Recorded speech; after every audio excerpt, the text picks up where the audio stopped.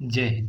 आज की वीडियो हम लोग क्या देखेंगे, लंबाई में संकुचन। ठीक, देखिए लंबाई में संकुचन क्या होता है उसको पहले समझते हैं। लंबाई में संकुचन मतलब इसमें क्या हो रहा है, कोई वस्तु है।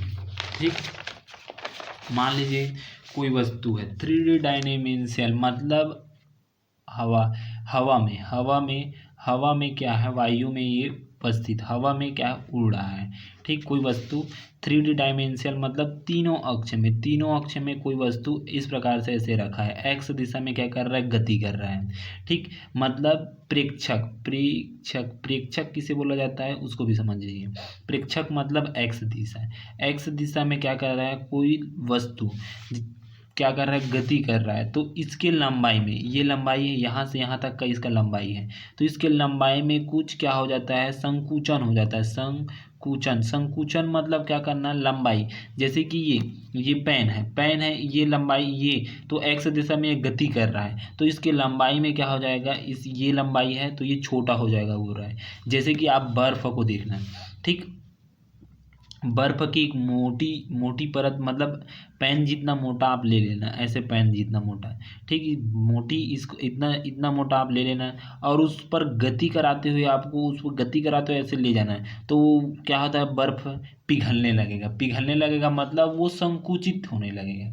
ठीक, क्या होगा, संकुचित होने लगेगा। तो इसी को क्या बोला जाता है, लंबाई में संकोचन। लंबाई में संकोचन, तो ये कैसे होता है इसी को हम लोग इसमें जानेंगे, वो भी 3D डायमेंशियल मतलब एक्स वाई जेड है।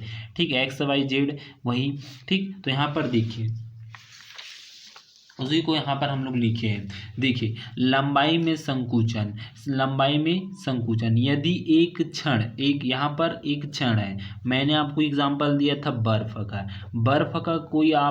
को कोई परत पेन जितना मोटा पकड़कर उसको आप गति कराएंगे, ऐसे गति कराएंगे, तो वो क्या होगा, पिघलने लगेगा मतलब उसकी लंबाई में क्या हो रहा है, संकुचन। और यदि आप उसको स्थिर रख दीजिए तो बहुत देर बाद वो क्या होगा, पिघलना अपना शुरू करेगा। और यदि आप ऐसे गति कराएंगे ना, तो वो जल्दी पिघलना शुरू हो जाता है। ठीक, तो वही लंबाई में संकुचन कहलाता है।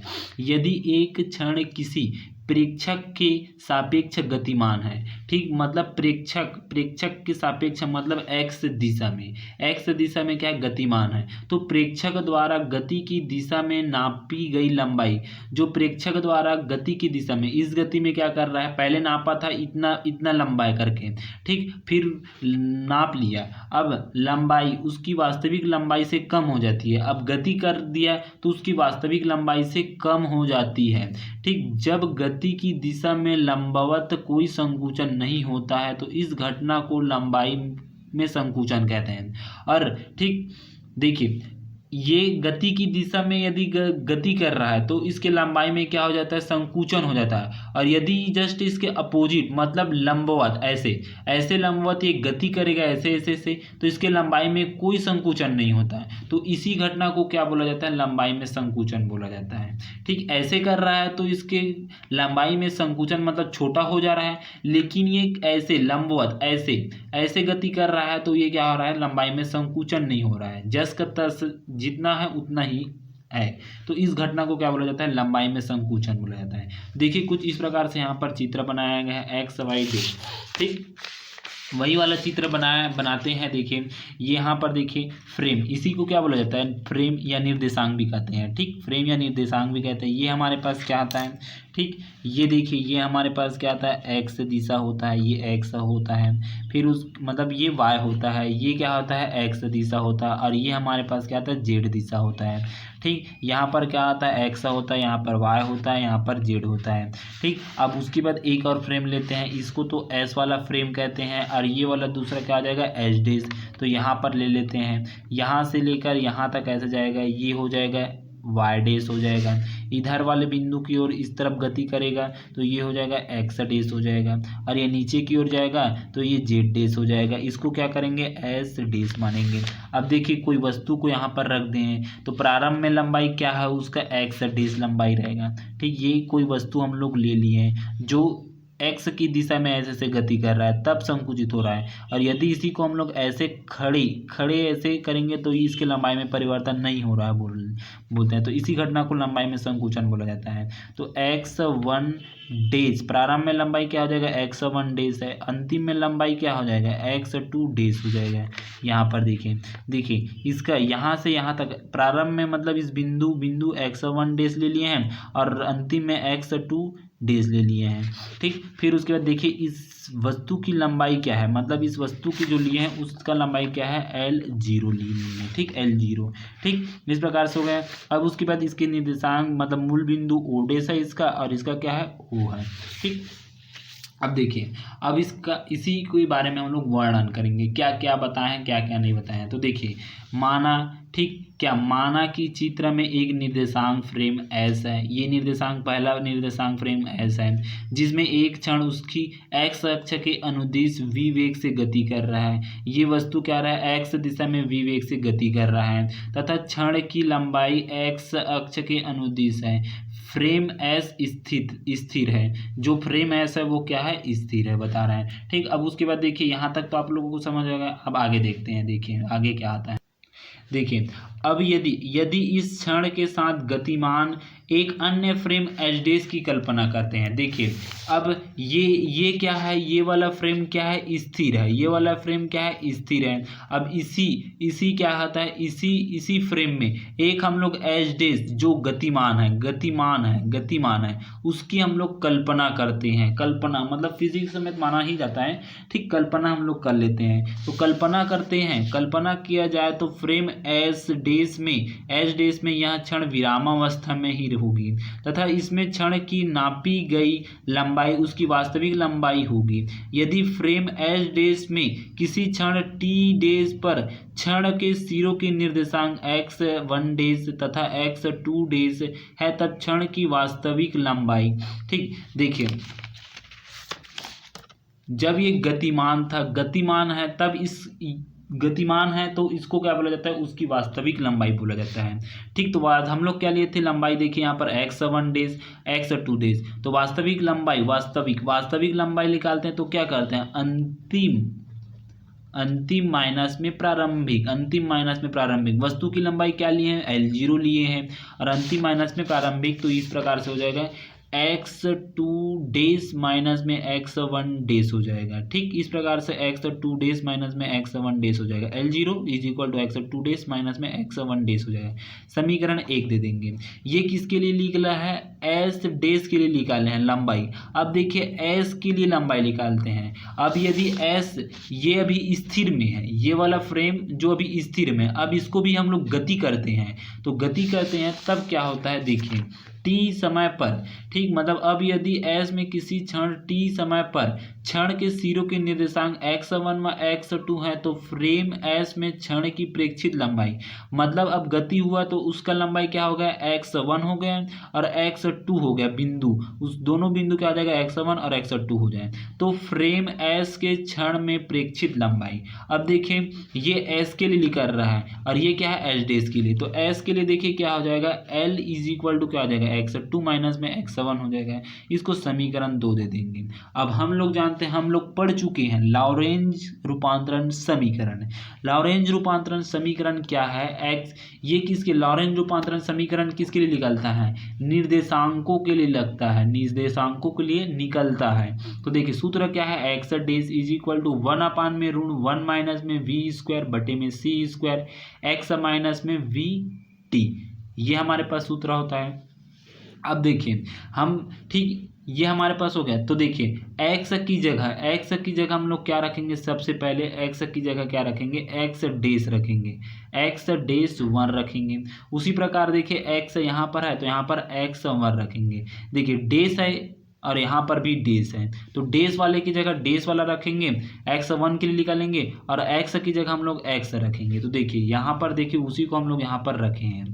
ठीक, x1 dash is equal to 1 में ऋण 1 माइनस में v स्क्वायर बटे में c का स्क्वायर और यहाँ पर x1 1 वाले के लिए ले रहे हैं। ठीक, सिंपल से समझिए, x1 वाले के लिए ले रहे हैं, तो यहाँ पर डेज पहले से था तो डेज हो गया, x1 हो गया, इज इक्वल टू यहाँ पर 1 में ऋण 1 माइनस में v स्क्वायर बटे में c का स्क्वायर, x1 माइनस में v t हो जाएगा। अब देखिए 2 वाले के लिए लेंगे, x2 बनाना चाहते हैं तो x2 बनाना चाहिए तो नीचे में हम लोग 2 करेंगे, तो यहाँ पर देखिए x2 हो गया डेज का डेज इज इक्वल टू 1 में ऋण 1 माइनस में v स्क्वायर बटे में c स्क्वायर, x2 माइनस में v t हो जाएगा। ठीक, अब उसके बाद देखिए अब इसको हम लोग क्या करेंगे, घटाएंगे। क्यों घटाएंगे, क्योंकि x2 डेज माइनस में x1 days is equal to L0 के बराबर होता है। देखिए ये होता है और हमें इसका मान पता चल गया, इसका मान भी पता चल गया, x2 का मान, इसका मान भी पता चल गया, इसका मान। तो इन समीकरण, इस दोनों समीकरण को हम लोग क्या करेंगे, घटाएंगे। क्या करेंगे, x2 डेज माइनस में x1 डेज करके करेंगे और यहाँ पर जो पद हमें मिलेगा उसको हम लोग देखेंगे। तो देखिए इसी को हम लोग क्या किए, यहाँ पर घटा दिए हैं। देखिए घटाए हैं, देखिए यहाँ पर हम लोग क्या किए हैं, इसी को हम लोग घटा दिए हैं। ठीक, यहाँ पर घटा दिए। अब देखिए घटाए हैं तो x2 डेज माइनस में x1 डेज, अब देखिए इज इक्वल टू, देखिए इतना पद x2 का था तो 1 में ऋण 1 माइनस में v स्क्वायर बटे में c स्क्वायर, x2 माइनस में vt हो गए, माइनस में देखिए 1 में ऋण 1 माइनस में v स्क्वायर बटे में c स्क्वायर, x1 माइनस में vt हो गया, ये x1 का मान था। ठीक, अब उसके बाद देखिए यहाँ पर देखिए ये वाला सेम दिख रहा है, ये वाला भी सेम दिख रहा है, दोनों को कॉमन निकाल दीजिए तो 1 में ऋण 1 माइनस में v स्क्वायर बटे में c स्क्वायर हो गया, x2 माइनस में vt हो गया, माइनस में देखिए यहाँ पर x1 हो गया, प्लस में देखिए ये माइनस है, यहाँ पर ये माइनस अंदर जाएगा तो प्लस हो जाएगा, vt हो जाएगा, प्लस माइनस कट गया तो क्या बचेगा, x2 माइनस में x1 बचा है। अब देखिए यहाँ पर देखिए समीकरण 1 और समीकरण 2 से देखिए, हम लोग जानते हैं समीकरण 1 और समीकरण 2 में देखिए, यहाँ पर देखिए समीकरण 1 देखिए x2 डेज माइनस में x1 डेज का मान क्या है, L0 है, और x2 माइनस में x1 का मान क्या है, L है, तो इसी का मान हम लोग यहाँ पर रख देंगे। क्या करेंगे, यहाँ पर सिंपल से यहाँ पर रख देंगे, इसका मान L0 के बराबर है, इसका मान क्या है, L के बराबर है, तो यहाँ पर देखिए L बटे में ऋण 1 माइनस में v स्क्वायर बटे में c स्क्वायर हो गया। ठीक, अब देखिए इसको हम लोग इस तरफ पक्षांतर कर देते हैं तो ये जाएगा तो इस तरफ गुणा में चला जाएगा, तो L इज इक्वल टू क्या हो जाएगा, L0 ऋण 1 माइनस में v स्क्वायर बटे में c का स्क्वायर, समीकरण 3 हो गए। ठीक, अब देखिए यहाँ पर देखिए क्या है, वेग अत्यंत छोटा है c से, अतः ऋण 1 माइनस में v स्क्वायर बटे में c स्क्वायर का मान हम लोग क्या ले लेंगे, 1 से कम है, तो समीकरण 3 से क्या हो जाएगा, वो भी कम हो जाएगा, कौन, L, वास्तविक लंबाई L0 से कम हो जाएगा, तो इस प्रकार से ये हो जाएगा। अतः फ्रेम S में क्षण की प्रेक्षक लंबाई उसकी वास्तविक लंबाई से कम प्रतीत होती है, अर्थात गति की दिशा में लंबाई संकुचित हो जाती है।